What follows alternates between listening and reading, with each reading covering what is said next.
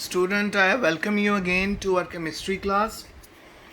As you know, we are doing atomic structure, and I told you in my last lecture that we were studying about. We studied what was it? The wave nature of light.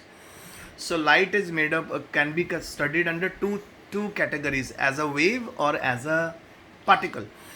Wave nature we have studied, and today we have particle nature of electromagnetic radiation or particle nature of light. So first thing what we have today, it is black body radiation. Okay, so I tell you in a nutshell what's going on. You always remember one thing: a perfect black body is a perfect emitter as well as a perfect absorber. Suppose आपके पास एक coin है और उसको आपने black paint किया हुआ है. उस कॉइन को अगर आप धूप के अंदर रखोगे तो थोड़े ही कुछ देर में ही आप नोटिस करोगे कि वो कॉइन बहुत ज़्यादा गर्म हो गया.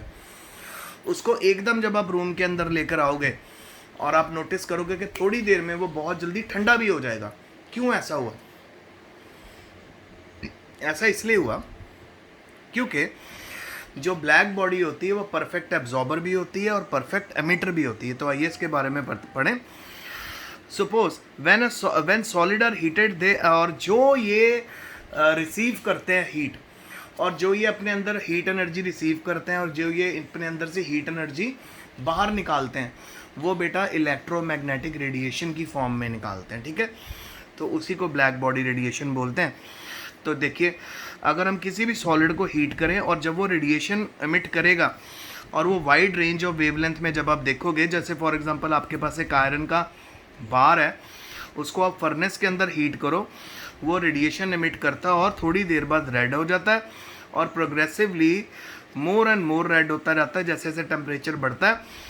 जब उसको फर्दर हीट उसमें बढ़ाते रहते हैं, फिर वो ब्राइट ऑरेंज हो जाता है, फिर ब्राइट येलो हो जाता है, और फिर वाइट हो जाता है, और फिर सबसे एंड में हो जाता है ब्लू.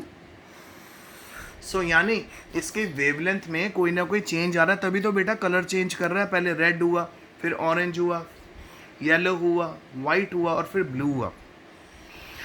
जैसे कि हमें पता है रेड लाइट की सबसे ज़्यादा वेवलेंथ होती है. अच्छा, ज़रा बात करें रेड लाइट की वेवलेंथ सबसे ज़्यादा कैसे होती है. कभी आपने सोचा कि शाम के टाइम जो हमारा स्काई होता है वो एकदम से रेड क्यों हो जाता है? आप सभी को पता है कि हमारी अर्थ जो है वो सन के अराउंड रोटेट होती है, और जैसे जैसे शाम होती है हम मैक्सिमम डिस्टेंस पे होते हैं सन से. मॉर्निंग के टाइम ब्लू स्काई क्यों दिखता है? क्योंकि हमारे और सन के बीच में इतना डिस्टेंस होता है, अर्थ और सन के बीच में, कि जो ब्लू वेवलेंथ होती है, वो ब्लू कलर को हमारे इम्पार्ट करती है. अब जैसे जैसे सन बेटा रात को दूर, शाम के समय दूर होता है हमसे, तो वो इतनी दूरी पे होता है कि हमें हायर वेवलेंथ वाला कलर दिखता है, और हायर वेवलेंथ कलर वाला कलर जो है रेड. आई होप आपको ये बात पहले पता होगी. तो इसी तरह से यहाँ पे भी पहले हायर वेवलेंथ आ रही है रेड, फिर ब्लू आ रही है लोअर वेवलेंथ, फिर उसके बाद इसका मतलब ये है कि धीरे धीरे उसके अंदर से कुछ रेडिएशंस निकलती जा रही हैं जो हायर वेवलेंथ से लोअर वेवलेंथ की तरफ आ रही हैं. अब जो ये रेडिएशन निकल रही है ना बेटा, इनको इलेक्ट्रोमैग्नेटिक रेडिएशन बोलते हैं. जो लोअर इंटेंसिटी और शॉर्टर वेवलेंथ से हायर इंटेंसिटी, हायर वेवलेंथ के बारे में हम बात कर रहे हैं. यानी जितनी वेवलेंथ ज़्यादा होगी उतनी लोअर इंटेंसिटी होगी, जितनी वेवलेंथ छोटी होगी उतनी हायर इंटेंसिटी होगी. इसका मतलब है अगर हम इंटेंसिटी को बढ़ाते जाएं, इंक्रीज करते जाएं, तो जो वेवलेंथ उसकी छोटी और छोटी होती जाएगी. इसी करके बेटा हम लोग पहुंच जाते हैं ब्लू कलर पे. ठीक है, रेड में वेवलेंथ ज़्यादा, इंटेंसिटी कम, और एंड वाला जो हमारा फिर आता है उसके बाद orange, yellow, white and blue. और ब्लू की वेवलेंथ सबसे कम बट इंटेंसिटी सबसे ज़्यादा. तो आइडियल बॉडी जो एमिट करती है, एब्जॉर्ब करती है रेडिएशन, हर तरह की वेवलेंथ और फ्रिक्वेंसी की, उसको ब्लैक बॉडी रेडिएशन बोलते हैं. और मैंने आपको ब्लैक बॉडी रेडिएशन का ऑलरेडी एग्जांपल दे दिया था. फिर जो आइडियल ब्लैक बॉडी होती है ना बेटा, उसको डिफॉल्ट बोलते हैं perfect absorber and perfect emitter of radiation. समझ रहे हैं? सो ब्लैक बॉडी रेडिएशन के बारे में मैं आज आपको बता रहा हूँ कि कोई आइडियल बॉडी, ठीक है, जो एमिट और एब्जॉर्ब करे रेडिएशन हर तरह की वेवलेंथ की, हर तरह की फ्रीक्वेंसी की, उसको ब्लैक बॉडी रेडिएशन बोलते हैं। बट परफेक्ट एब्जॉर्बर और परफेक्ट एमिटर है। सो मैं आपको ये बताना चाह रहा हूँ कि अगर जितनी जल्दी वो एब्जॉर्ब करेगी लाइट या जो भी रेडिएशन एब्जॉर्ब करेगी, उतनी जल्दी वो उसको एमिट भी कर देगी। समझ आ रहा है बच्चों आपको पूरा लेक्चर आज का?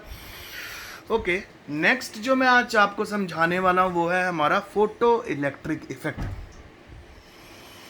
फोटो इलेक्ट्रिक इफेक्ट क्या है, आइए अब हम उसके बारे में बात करते हैं।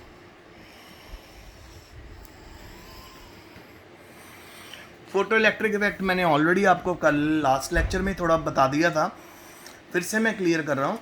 फोटो इलेक्ट्रिक इफेक्ट होता है बेटा जब हमारे पास एक मेटल की फॉइल होती है, शीट होती है, उसके ऊपर अगर कोई पर्टिकुलर फ्रीक्वेंसी वाली लाइट जब पड़े, जब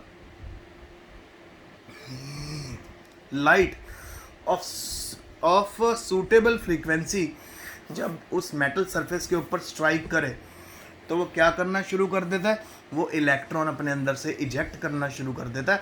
इसको फोटो इलेक्ट्रिक इफेक्ट बोलते हैं। और आपको पता है बेटा कि मेटल्स के पास तो इलेक्ट्रॉन हमेशा एक्सेस में होते हैं, क्योंकि मेटल के पास इलेक्ट्रॉन एक्सेस में होते हैं बेटा, तो मेटल्स उन इलेक्ट्रॉन को जल्दी लूज भी कर देती हैं और वो क्या बन जाती हैं, मेटल इलेक्ट्रो पॉजिटिव। आइए पढ़ें जरा इसके बारे में। किसने दिया? ये दिया जी 1887 में एच हर्ट्स ने दिया, और उसने बहुत इंटरेस्टिंग एक्सपेरिमेंट परफॉर्म किया था। और उसने ये देखा कि जब light of certain frequency strike करती है surface of some metal, electron उसके अंदर से इजेक्ट होने शुरू हो जाते हैं और मेटल धीरे धीरे इलेक्ट्रो पॉजिटिव हो जाती है। इसको बोलते हैं फोटो इलेक्ट्रिक इफेक्ट। और जो इलेक्ट्रॉन इजेक्ट होते हैं उनको बोलते हैं फोटो इलेक्ट्रॉन। सो देखिए, the phenomenon of ejection of electron from the surface of a metal when light of suitable frequency strike on it, इसको फोटो इलेक्ट्रिक इफेक्ट बोलते हैं। मैं आपको डायग्राम भी दिखा देता हूँ।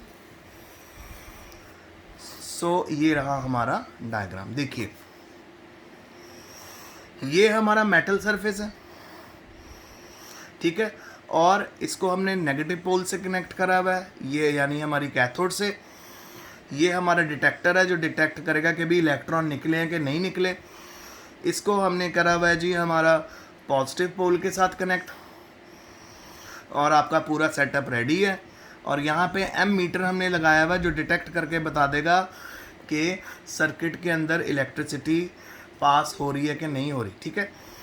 ओके, अब क्या हो गया, हमने इसको बैटरी से कनेक्ट करा हुआ है मेटल के सरफेस के ऊपर।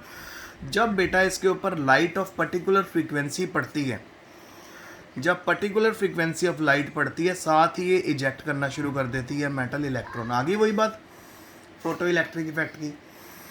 When light of a particular frequency fall on the metal surface, it starts ejecting out electron. So इसको बोलते हैं फोटो इलेक्ट्रिक इफेक्ट। अब हमें कैसे पता लगा कि जी इलेक्ट्रॉन निकल रहे हैं कि नहीं निकल रहे, तो डिटेक्टर एकदम उनको डिटेक्ट करता रहेगा और यहाँ एम मीटर के अंदर क्या होगा, हमें डिफ्लेक्शन मिलेगी और यहाँ से पता चलेगा कि फोटो इलेक्ट्रिक इफेक्ट चल रहा है। अच्छा, एक नोट करने वाली बात है कि कुछ ही मेटल हैं जैसे सीजियम, रुबीडियम और पोटेशियम, जिसमें इलेक्ट्रॉन्स बहुत लूजली बाउंड होते हैं और यो इस तरह का इफेक्ट देते हैं, ठीक है। सो आपको ये बात बताना चाहता हूँ कि फोटो इलेक्ट्रिक इफेक्ट भी इतना इजी नहीं है, हर मेटल के ऊपर नहीं होता, क्योंकि मैक्सिमम मेटल्स जो होती हैं इलेक्ट्रॉन लूज ज़रूर करती हैं, पर उसकी फ्रीक्वेंसी सेट करना बड़ा टफ होता है लाइट की। तो जब पर्टिकुलर फ्रीक्वेंसी ऑफ लाइट पड़ेगी तभी तो बेटा जाकर यहाँ पे मेटल इलेक्ट्रॉन इजेक्ट करना शुरू करेगी। सो ये बेटा आज का लेक्चर है, मैंने आपको यहाँ तक समझा दिया। अब इसकी जो एक्सपेरिमेंटल स्टडीज़ है फोटो इलेक्ट्रिक इफेक्ट की, वो मैं आपसे डिस्कस करूँगा नेक्स्ट लेक्चर में। If you have any difficulty, any problem, you can ask me any time, and soon very soon we are planning to conduct your test, और वो Google Meet app के through ही लेंगे। आपको हम viva की तरह क्वेश्चन पूछेंगे, अगर आप उसका रिप्लाई दोगे सो हम उसके अकॉर्डिंगली मार्क्स लेंगे. जो बच्चे क्लास नहीं अटेंड लगेंगे करेंगे, they will face the consequences.